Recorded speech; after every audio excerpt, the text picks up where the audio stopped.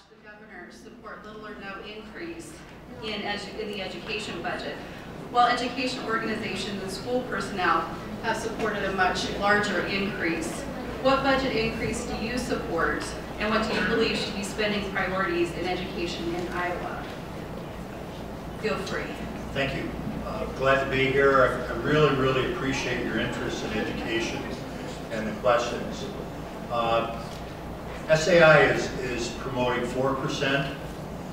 We know 4% is a tough climb, but we really believe if you look at most school districts, anywhere between probably 3.25%, maybe some a little bit less, is what they need from one year to the next to grow their salary schedule, to advance things, to pay for the increase in heat, lights, whatever. And so anything less than that probably means they're going to have to make some reductions. And the dramatic impact of that over several years is that they're running out of kind of the low-hanging fruit, they call, and so they're cutting very important positions for children. That's very frustrating. You saw 4, 5 really good people up here, and I believe you saw a difference in philosophy, but they're good Iowans. They're trying to do what they believe is right. They're not trying to shaft the schools. They really have a dilemma as far as their budgets. I just want to point one thing out. If you're starting to do teacher negotiations or labor negotiations, one of the first things to do is agree on a number. How much new money do we have? Well, according to the governor, he's got $7,412,000,000, so many odd dollars. The Senate has $7,398,000,000, and the House has $7,320,000,000. So you see a huge difference there. And when they're talking about that doesn't fit in with their budget parameters, that's what they're talking about. Their numbers are different, and so when they're talking about they believe they can afford this or not afford this, it's because of those numbers. But last year, our state economy grew by almost 6%, and schools were provided with 1.25% increase. The easiest way to think about one school to the next is how much growth do they actually get? Where is the state budget growing, and how does that compare? In these last several years, we've been down. Thank you. Well, that 4% number is widely shared. That's considered kind of a maintenance number, but as Tom said, it does vary district to district. I come from previously from smaller, rural, declining enrollment districts. Those districts are under tremendous pressure. Indianola has had some enrollment growth, so last year's 1.25%. State supplemental aid number for Indianola was actually 2.1. Still, that does not keep pace. We've been a very well-managed district. We've had steady enrollment growth, some peaks and valleys, but overall the path has been an enrollment increase, and we've been very fiscally conservative, and yet we're replacing modern language materials that are 15 to 20 years old this year because we have not been able to get them on our curriculum cycle, along with the core areas. We will be looking at staff reduction. We'll do it through attrition. That's always better, but we'll look at every single position. If we have a retirement or somebody moves, we'll see if we can do it with less staff. We have a tremendous school system, a very high achieving district, and yet our elementary class sizes are larger than I would like. We have primary grades with, we try to cap it at 25. That's a lot for a K-2 classroom. Our higher elementary grades, grades 3, 4, 5, we go up to 29. Again, not ideal. So, we do work very hard at schools to be fiscally responsible. I don't like the governor's rhetoric that we've mismanaged money for years so that we have to have categorical funds instead. I think that's insulting to superintendents and school officials who work very hard to do the most they can with the money. We appreciate on-time funding. Adequate funding would be great, and we want the very best for our kids too. Thank you. I'd say 4%, 6%, that's great. I'm chief negotiator for our district, so it's one of those things I listened carefully to the state battle, and I know the numbers go back and forth, and I could stay here and say, just take what we got, but I would like to point out maybe just something that is confusing about how schools are funded, and that is the issue of these silos of money. If there isn't the money to fund schools the way that we would like them to be funded. And I think the legislature needs to get a little bit creative and start freeing up some of the money that is actually being allocated towards schools. The public doesn't fully understand this idea of silos of money, where some money can only be used for infrastructure needs, some money can only be used for professional development, some money can only be used for these teacher leadership and compensation positions. And so what happens is that we end up with school districts who can't hire positions for the areas that they need. ESL might be an area that a school district needs, or art or music.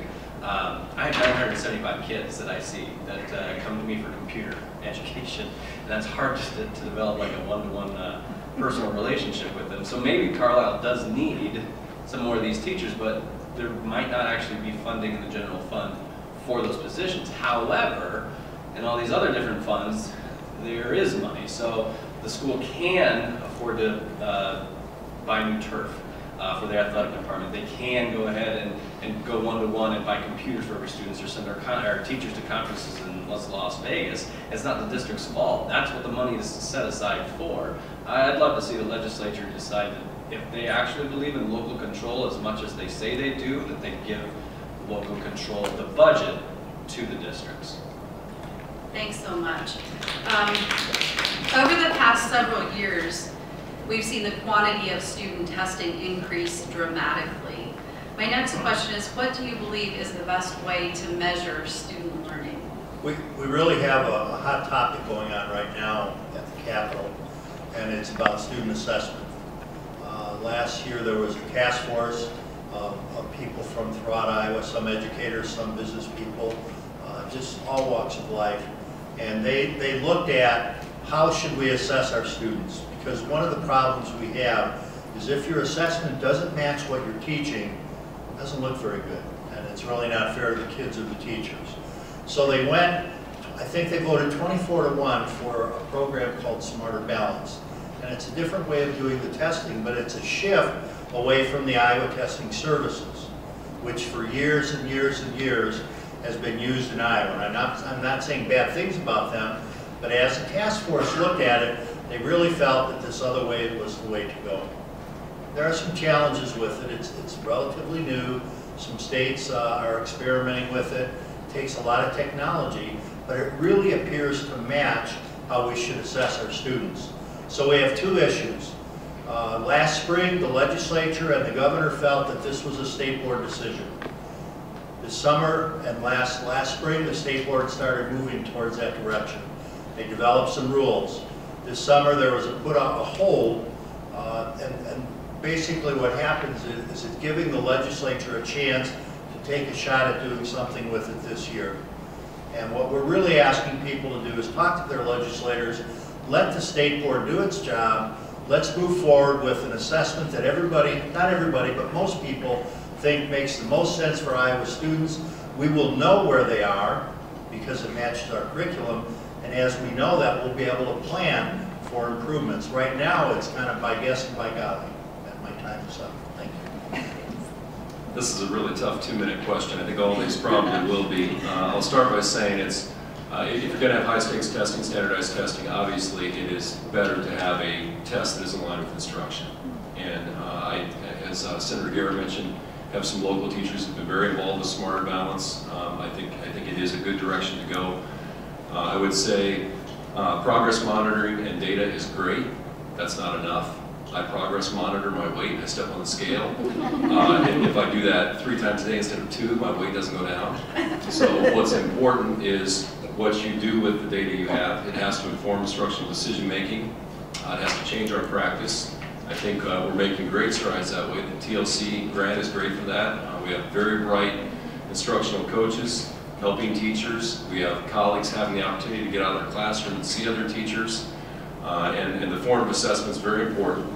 You have to individualize instruction for students. We have things called multi-tiered systems of support, where we very precisely look at what student needs are, and then we have a tiered intervention system where some students need more time and support than others in certain areas. So I think we've gotten much better at using data in education. We're awash in data. We're getting better at using it. We're becoming less siloed. That's one of the great things about the Teacher Leadership and Compensation Grant. We're breaking down some walls. We're becoming more open about our practice. But when you're asked what's the best assessment, it's not always the big summative assessment that is the best thing. There are limitations to standardized tests, no doubt about it. We've used them for years because they're the easiest measure, not necessarily the best. I became a teacher because I wanted to teach. I didn't become a teacher because I knew assessing was part of it, but I'm a teacher and I'm not an assessor. And then lately there's just this growing trend, the more, the better. I personally, I like the standards-based grading, to be honest. That's how I try to do most of my grading because it actually provides me the greatest level of flexibility in coming up with assessments for my students. I can decide whether to do project-based or quick formative assessments somehow to get me to the standards that I need. But really what we're talking about, I think, is, and people need to understand, is that there's just this balance when it comes to assessment. Data can be very, very helpful, and they can make me a great teacher. I don't mean to suggest that I just want to teach and never assess or anything like that. I need the assessment to know how well I'm teaching. But really good assessments take a lot of time, a lot of effort, even a lot of money, and that means that more of my time is spent doing those assessments. But on the other hand, if I just did fast, quick, and easy, little quick assessments, that's not really telling me a whole lot either. I'd say that from a teacher's perspective, that probably a lot of us want to find this balance somewhere. Something that can just, we don't have to spend all our time doing assessments, but we do get good data, results that can help us with our teaching. But ultimately, that's what we want to do. We want to teach. We don't want to assess all the time. Thank you.